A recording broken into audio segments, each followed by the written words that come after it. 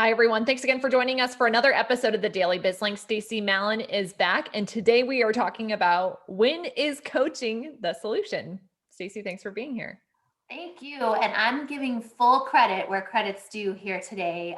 My fiance, James Baird, this is really his methodology he taught me. I've been a coach for a long time.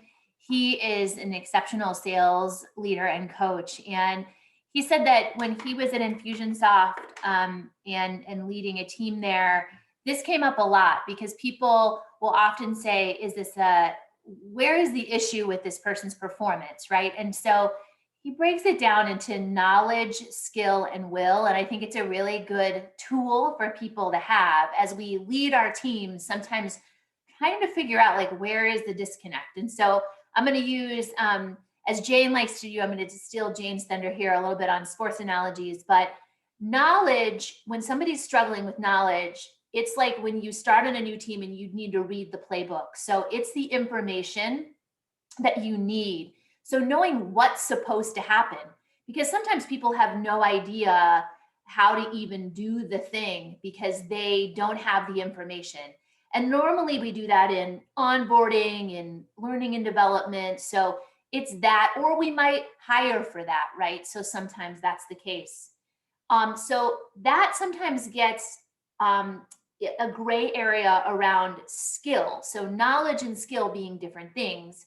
And that is, do they have the ability, the skill set to actually execute? So again, back to a sports analogy, my daughter plays volleyball. She would have read the playbook. She knows she's supposed to, pull out to the outside in order to get the biggest vertical on her block, right? But maybe she's just not fast enough yet, or she isn't really jumping as high as she needs to, or so we work with the coach, right? So this is where coaching is applicable. We are coaching on, in that case, body position and how to do that as an athlete. As a coach in business, what we're doing is trying to help that person unlock their potential on how they can develop a skill set in order to execute on what they've learned, on their knowledge. And the final is the one where we have tricky situations all the time. That's the will part of it, right? So just the desire to execute. And that's where accountability comes in. And that to me is the difference between coaching and leadership. You coach as a leader, but ultimately leadership is accountability, holding teams accountable to get to the results that you set with them. So again, knowledge, skill, and will, really trying to separate those things out.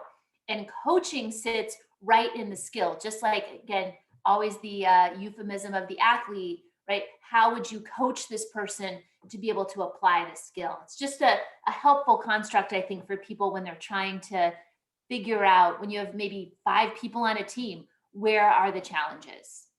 So, what would you challenge our listeners to think a little bit more about as leaders? What should they be doing or thinking or being more mindful of?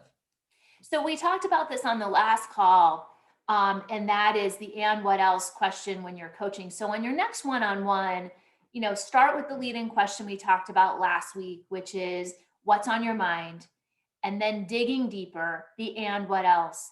And then it's really your job as the leader in that conversation when they finally get to their problem, like, this is my big issue, this is my problem. Now you can start to tease apart. Is it a knowledge gap? Is it a skill gap? Hopefully it's not a will gap. They're asking you for help.